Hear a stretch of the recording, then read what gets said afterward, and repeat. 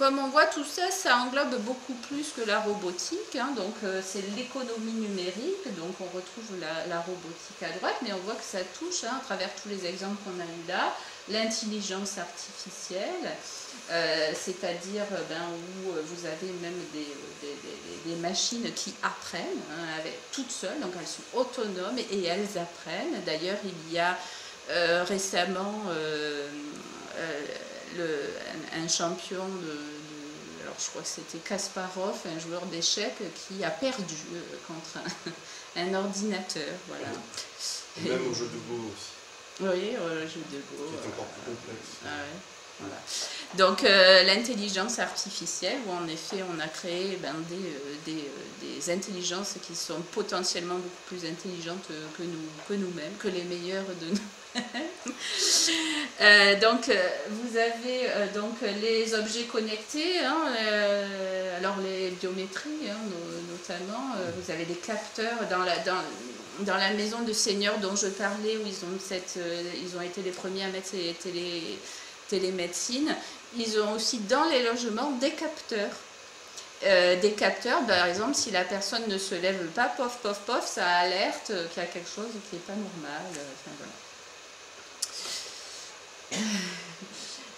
Voilà, donc les objets connectés, mais les objets connectés, ça peut être aussi dans votre, par exemple, pour savoir combien de pas vous faites dans la journée. Vous avez des petites applications. Voilà, donc vous êtes connecté du coup, et voilà, on sait combien vous marchez par jour. Voilà. Sur Internet aussi, on sait ce que vous lisez et ce que vous commandez. Voilà. Le big data. Alors le big data, il y a un article qui est pas mal fait du monde diplomatique. Souvent, c'est vrai que je prends référence, il y a pas mal de gens intéressants. Donc c'est... ah non, c'est pas celui-là. Sur le data, c'est celui-là. Voilà, la mise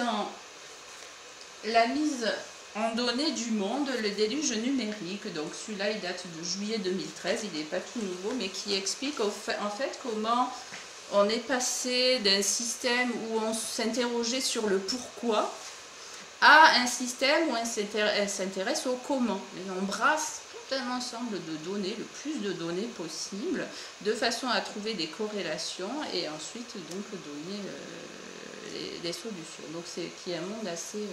voilà. Et tout ça, bien sûr, se fait avec des super calculateurs et avec un nombre de données énorme. C'est pour ça donc, que cette charte a été, Big Data a été faite. Et tout ce qui était dans nos mairies, par exemple, dans des papiers, dans des classeurs, etc.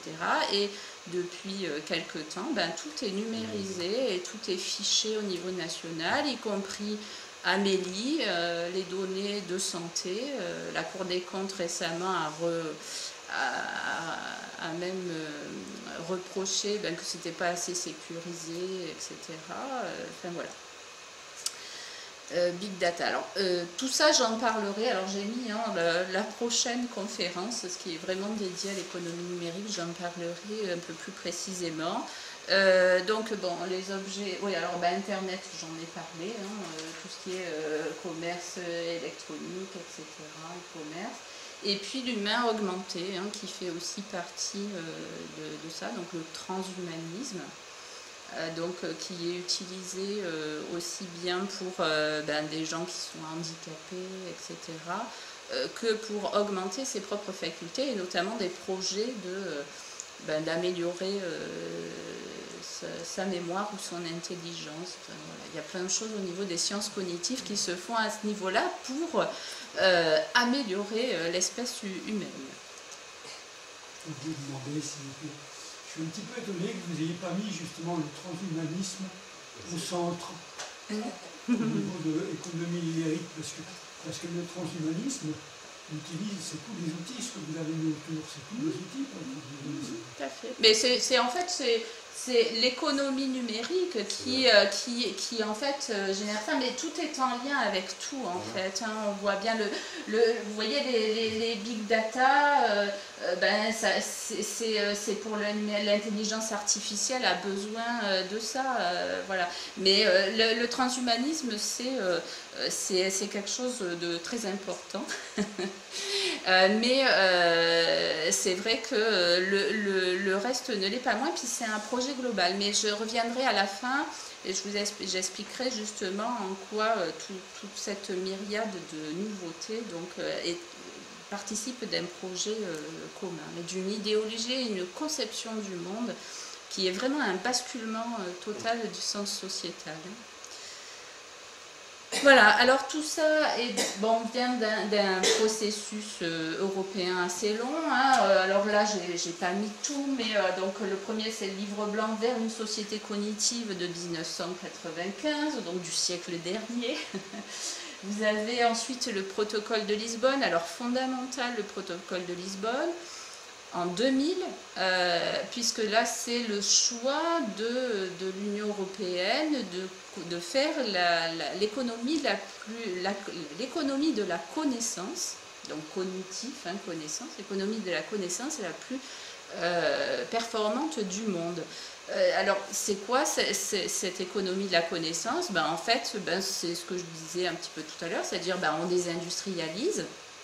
Et par contre, c'est tout cet or noir de la connaissance qu'on va mettre en valeur. Et ce qui fait que du coup, on désindustrialise l'agriculture aussi, donc secteur primaire, secteur secondaire, donc disparaît. Ne reste que le tertiaire.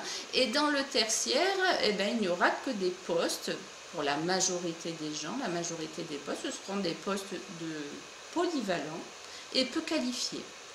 Et tout ça a été élaboré à partir donc du lobby, le plus gros lobby de l'Union européenne, c'est l'ERT, European Round Table, qui en fait définit auprès des politiques de l'Union européenne ce que sera l'avenir. Et donc par rapport à ça, l'Union européenne définit ensuite des politiques pour correspondre aux besoins des marchés. Donc du coup, protocole de Lisbonne, donc ça veut dire qu'il y a une petite élite qui va être hyper diplômée. Et puis vous avez la masse des gens qui du coup sera dans des emplois tertiaires, peu qualifiés, qui seront flexibles. Voilà, et puis évidemment ça a défini une stratégie qu'ils appellent de prévention, mais parce qu'évidemment en allant vers ce type de société, ça allait mettre du coup des gens au chômage et ça allait augmenter aussi les risques psychosociaux, c'est-à-dire le harcèlement, les maladies chroniques, parce qu'évidemment quand on intensifie le travail et qu'on fait toujours le même truc et puis on s'épuise, donc voilà, il y a plus d'accidents de travail, avec la flexibilité les gens sont moins bien formés, donc ça génère aussi tout un ensemble de choses. Donc stratégie, dont j'ai parlé dans les autres conférences à plusieurs, et stratégie de santé et sécurité au travail, donc pour essayer d'atténuer les conséquences du choix politique qui a été fait. Ensuite, donc, le rapport Garrigue. Alors, rapport Garrigue qui a été fait en France, celui-là, pour dire que, par rapport aux objectifs qui avaient été donnés à Lisbonne, la France était en retard, donc il fallait mettre un peu un coup de collier. Et puis, donc, ensuite, vous avez le traité de Lisbonne, donc, qui a été ratifié en 2007, mais surtout, ils ont, alors comme je l'ai dit tout à l'heure, vu que l'économie de la connaissance, ça faisait que les pays du Sud, du coup, produisaient beaucoup, et puis que nous, on achetait trop. Donc, ça ne satisfaisait pas non plus les marchés, puisque... Donc, par rapport à ça, ils ont rectifié, et ce qu'il y a aussi, c'est que ça générait aussi beaucoup de problèmes au niveau de l'écologie. Donc, il a été fait, je vais en parler juste après, le choix donc, de passer à la troisième révolution industrielle. Donc ça s'est fait aussi en 2007. Et puis vous avez le plan Europe de 2020 donc, qui a été fait en 2010 justement pour rectifier tout ça. Voilà, donc suite à ça, donc avec le plan notamment Europe 2020, a été mis en place, donc là vous avez la copie écran du communiqué de presse de l'Union européenne de 2012, donc stratégie numérique, donc la Commission et les entreprises européennes pour la bureautique sont résolus à promouvoir l'expansion et la performance du secteur de la robotique. Voilà. Et alors ce que j'ai entouré, c'est qu'en fait, ils prévoient de mettre 15 milliards et demi par an dans la robotique. Voilà, donc c'est tout l'investissement. Tout à l'heure, je vais au portail de la recherche et du développement. Donc c'était notamment avec ce genre de financement. En sachant que bien sûr, je rappelle pour ceux, les subventions européennes, donc ces 15 milliards-là, l'Union européenne, elle ne les crée pas comme ça. Ce sont les pays membres qui donnent cet argent à l'Union européenne. Et ensuite, c'est l'Union européenne qui répartit comme elle le souhaite. Et la France est le second contributeur net. Donc le premier, alors contributeur net, ça veut dire qu'on donne plus que ce qu'on reçoit. Donc c'est l'Allemagne en premier, puis ensuite c'est la France. Sur 27 pays, ce n'est pas les 27 pays qui donnent, c'est que quelques pays de l'Union européenne qui donnent l'argent. Oui, c'est vrai, il y a des bénéficiaires nets aussi. Tout ce qui est financé par l'Europe, c'est l'argent des contribuables. Tout à fait, donc c'est simplement une pompe aspirante qui prend à des pays puis qui répartit, etc. Tout à fait. Voilà, donc l'Europe 2020, j'en ai parlé. Voilà, sur la robotique, donc voilà, c'est en 2012, donc il a été vraiment entériné la définition et tout l'investissement qui va avec Europe 2020, donc c'est dans 2 ans. Donc c'est pour ça qu'on est quand même bien avancé. Donc une stratégie pour une croissance intelligente, durable et donc inclusive. C'est des mots d'ailleurs qu'on entend souvent. En ce moment, il y a des mots à la mode et notamment ceux-là, elles sont quand même inclusif, on entend tout le temps. Pour les femmes, voilà. Donc là, j'ai mis un article du Figaro qui parle notamment que du coup se pose la question de la responsabilité et du droit des robots. Donc vu le développement de tout ça, des algorithmes, etc., on est dans cette situation-là. Alors, les lois, surtout avec les machines qui apprennent seules et qui sont autonomes, donc en effet, par rapport à ça, ça pose quand même un peu des problèmes et il y a des débats qui sont faits à ce niveau-là.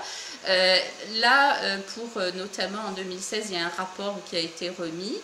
Et donc où ils ont défini que le robot devait, robot, algorithme, etc., il y avait 3 lois, c'est la loi d'Asimov, donc c'est un écrivain de science-fiction, a priori, mais bon voilà, que le robot ne doit pas nuire à l'espèce humaine, que deuxièmement il doit obéir, donc même en restant passif, donc il ne doit pas rester passif si ça nuit à l'espèce humaine, qu'un robot doit obéir aux ordres donc, qui lui sont donnés par les êtres humains, donc sauf si c'est contraire à la première règle, c'est-à-dire qu'il doit être bénéfique à l'espèce humaine.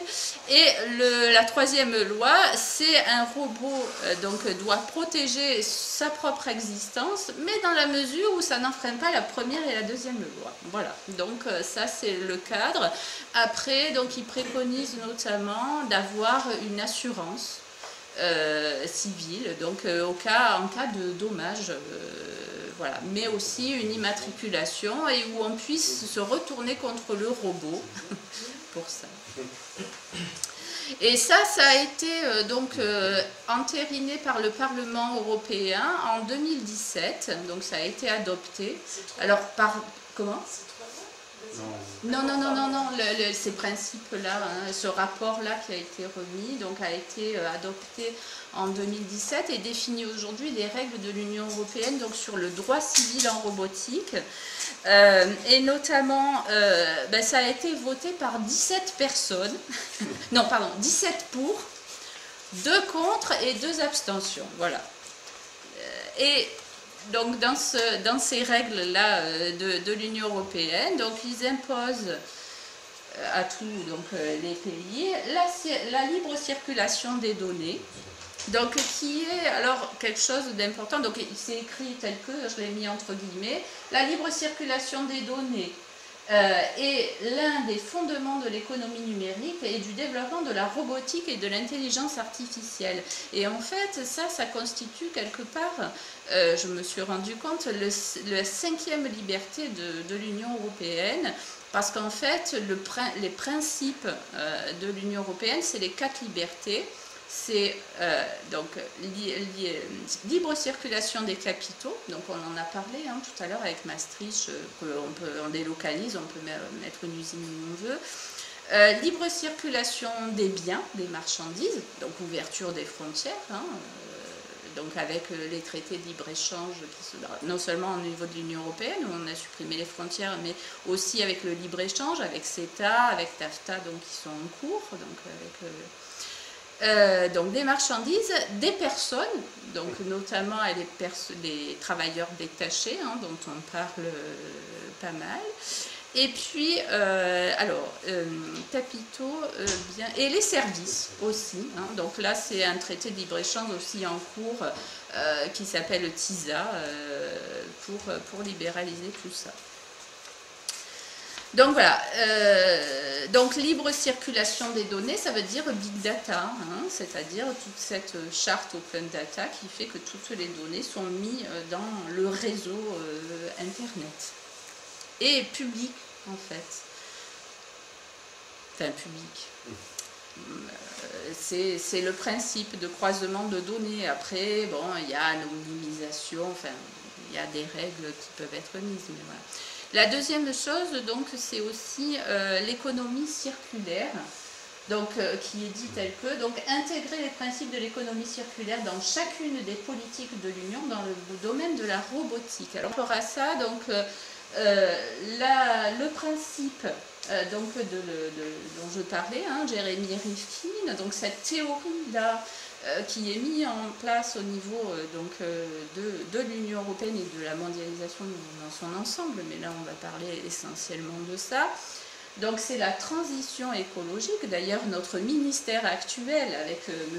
Hulot est bien ministre de la transition écologique et solidaire. Vous trouvez ces théories-là donc, dans son livre, notamment La 3e révolution industrielle, donc de Jeremy Rifkin, et aussi la fin du travail, parce qu'évidemment ça va ensemble, puisque la 3e révolution industrielle, donc ce n'est pas bien sûr au XVIIIe siècle quand il y a eu la machine à vapeur, ni la 2e révolution avec le pétrole et l'électricité, donc au 19e siècle, mais ce sont les machines pensantes, l'intelligence artificielle, les ordinateurs et tous les logiciels qui sont ultra sophistiqués.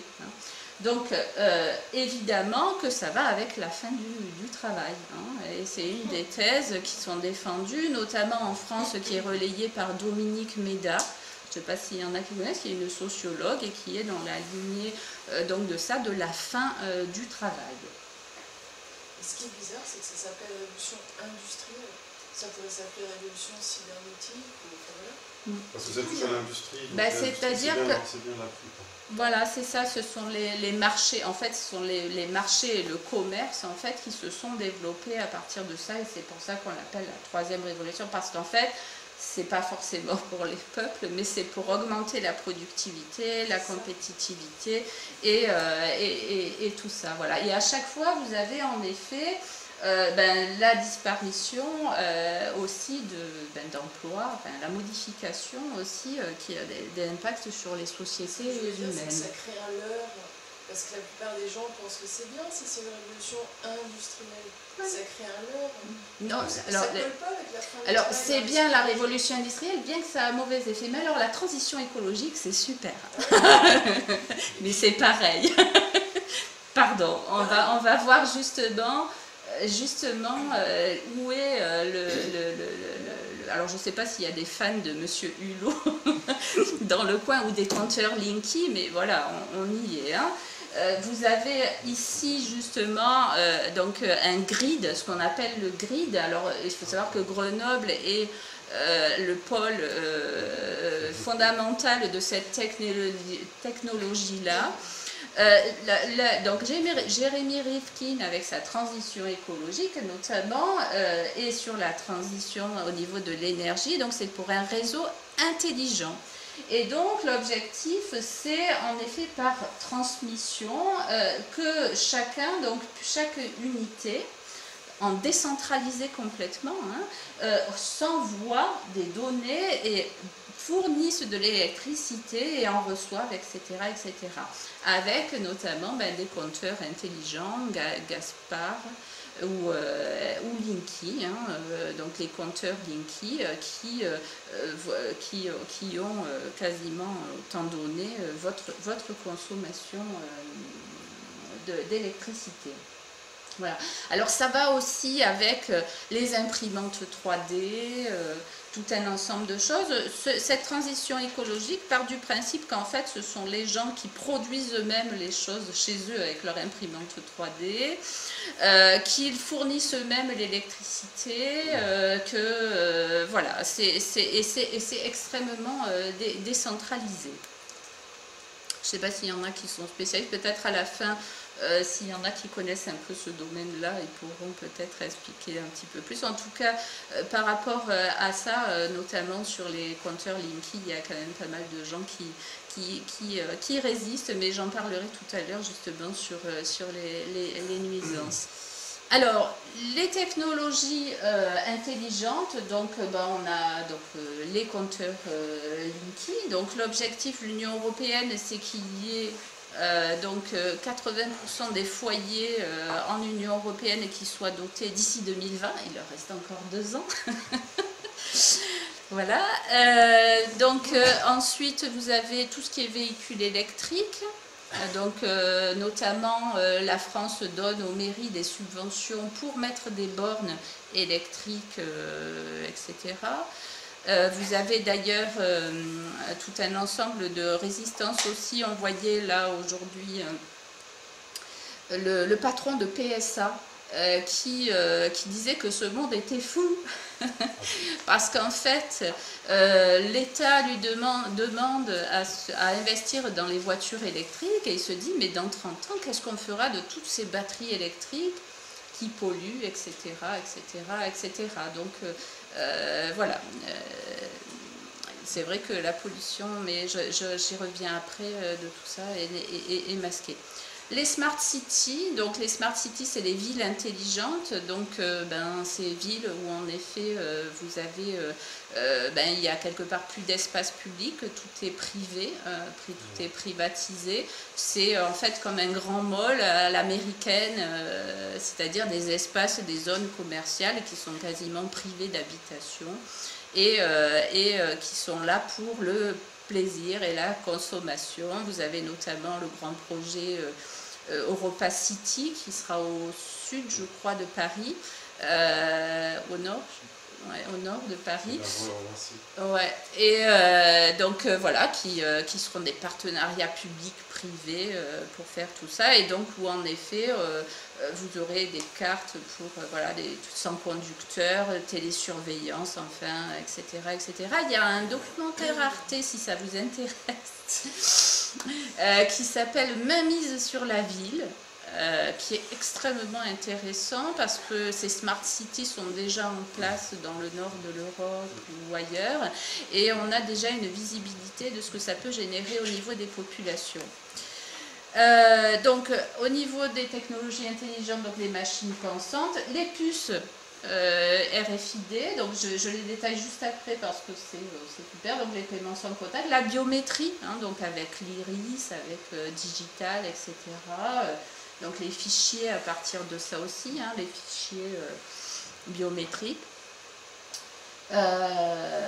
Ou les technologies industrielles, les technologies qui repèrent en effet la dématérialisation des données, donc tout ce qui est données publiques, j'en ai parlé avec la charte Open Data, puis aussi par exemple alors j'en ai parlé dans une des conférences, le compte personnel d'activité. En fait, depuis 2016, chaque Français dispose d'un compte personnel d'activité qui recense en fait ses formations, donc ses compétences, donc puisqu'il y a le compte personnel de formation dedans. Vous avez le compte pénibilité aussi qui va y être, donc là ce sera la sécurité sociale qui pourra mettre. Vous avez les salaires numérisés dedans, donc il pousse à ce que les entreprises mettent des salaires dématérialisés partout.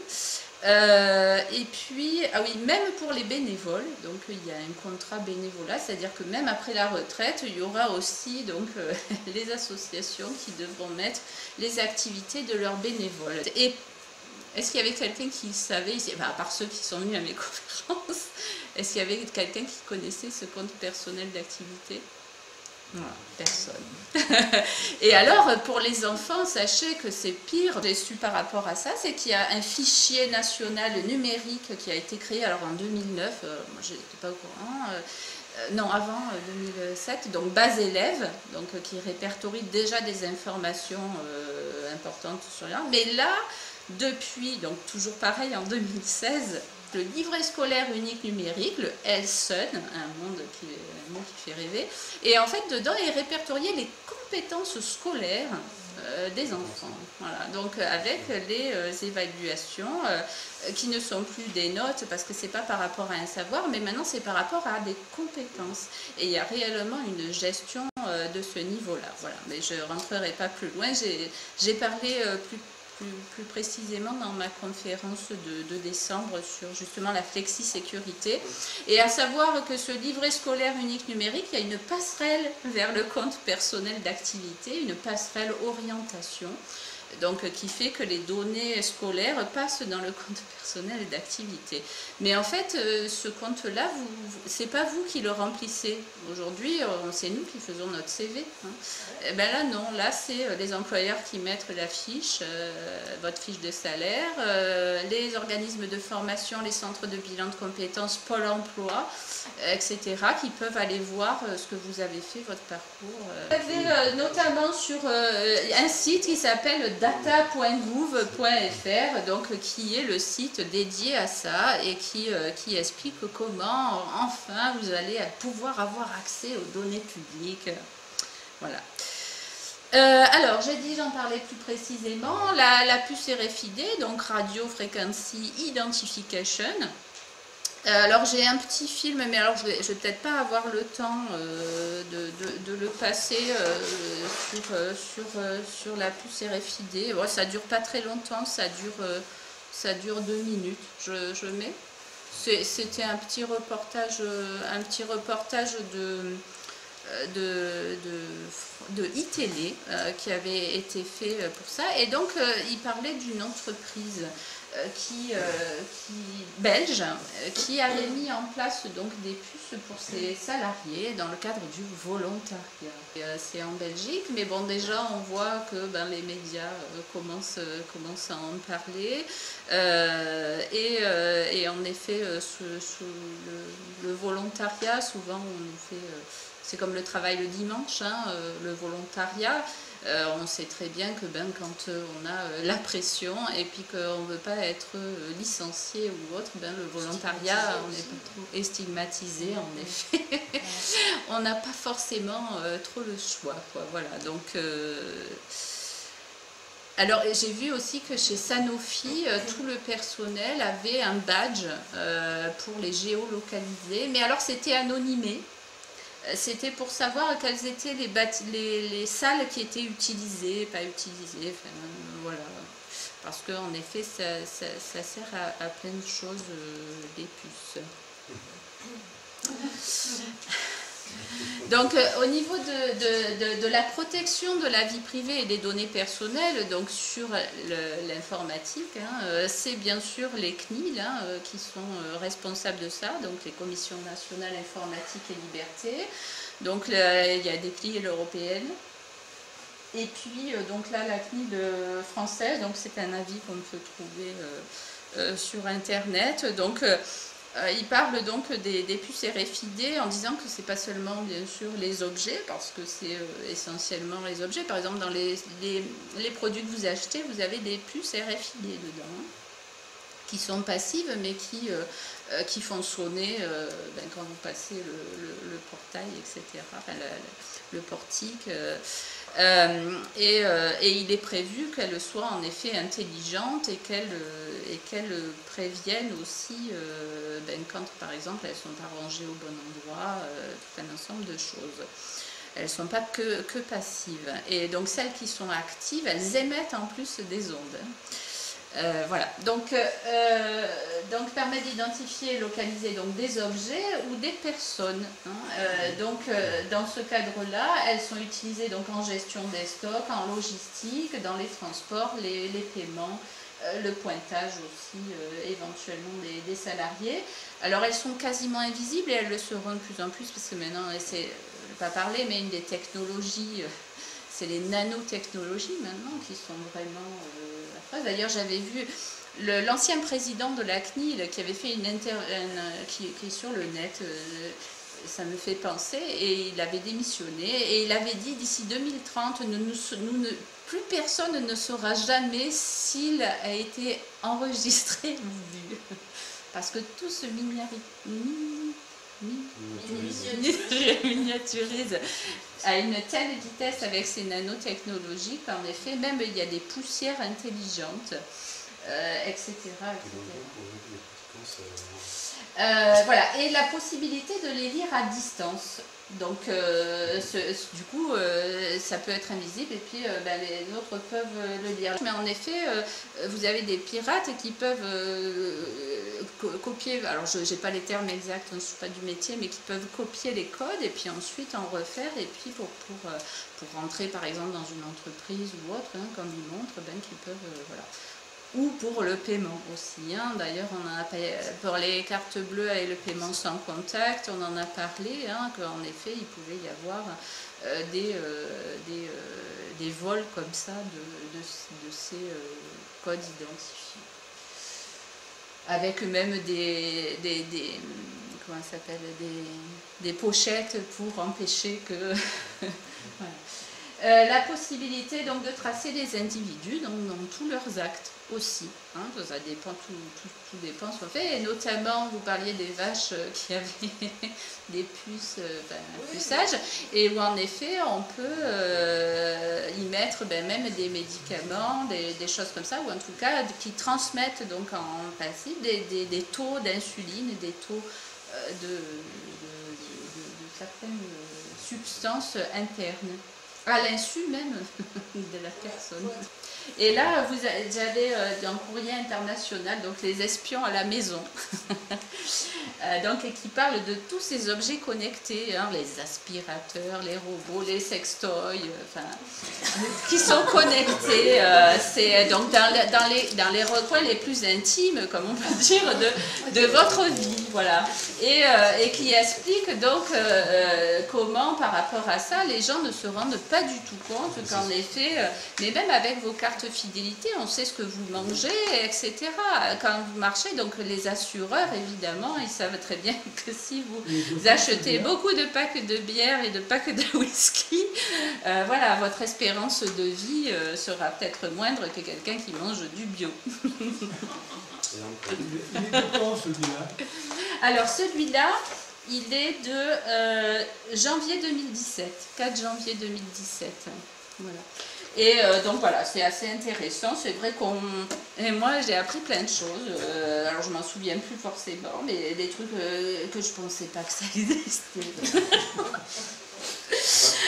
Voilà, C'est juste pour fournir du big data, c'est-à-dire que plus ils vont avoir de données, C'est plus ça. ils vont pouvoir après c'est ça. répondre soi-disant aux besoins ou à la demande. Et je reviens à vos propos, enfin, on en reparlera tout à l'heure, c'est sur le bouquin de Tsuku, c'est le monde, en fait, c'est les mondes Tout à fait. qui gèrent le monde. Voilà. Donc les radiofréquencies, donc ça peut être utilisé pour la photocopieuse, pour s'identifier sur l'ordinateur que c'est bien moi qui travaille, géolocaliser, enfin plein de choses. Donc qui est une des technologies intelligentes qui petit à petit en effet se développe. Alors, une autre chose puisqu'on est sur le domaine des manifestations, des lois de travail et de la robotique, donc de rester sur ce domaine du travail, la révolution des ressources humaines, d'autant plus que je suis psychologue du travail, j'ai été formée au recrutement avec un code de déontologie, des tests de personnalité, donc je connaissais les ressources mais aussi les grandes limites de ces outils-là. Et où en effet tout ce big data, ces réseaux sociaux et ces logiciels et algorithmes sont utilisés aujourd'hui donc pour la sélection des gens et le suivi des compétences, non plus pour recenser, mais aussi pour de façon prédictive. Hein.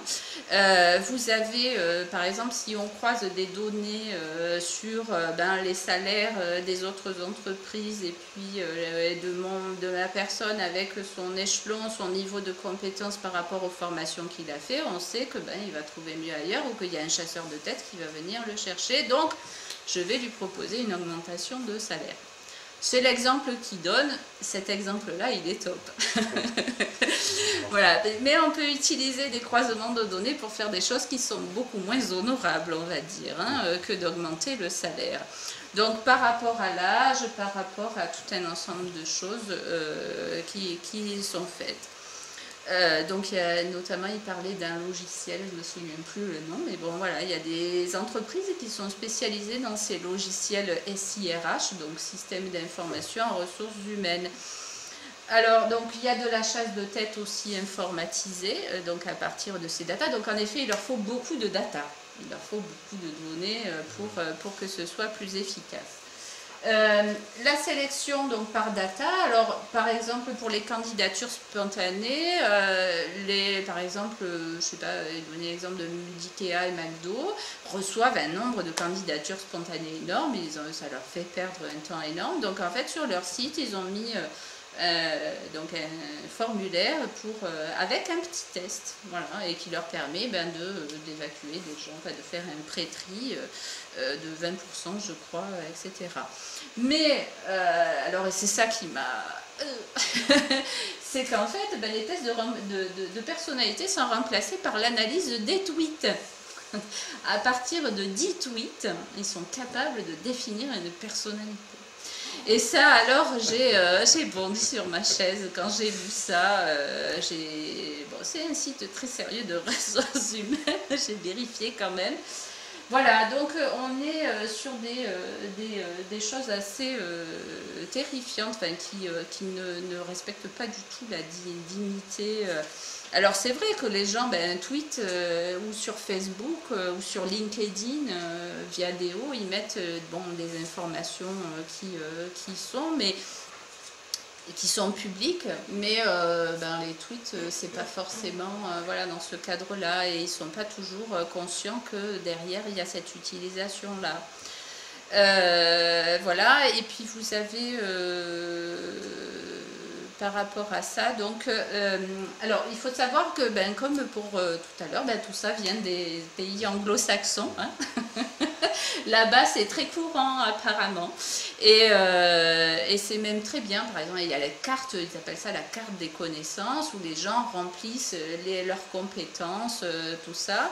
Il y a même des logiciels qui, pour les informaticiens là, en fait qui les tracent sur les forums de discussion, sur tout ce qu'ils font sur internet pour vérifier leur CV.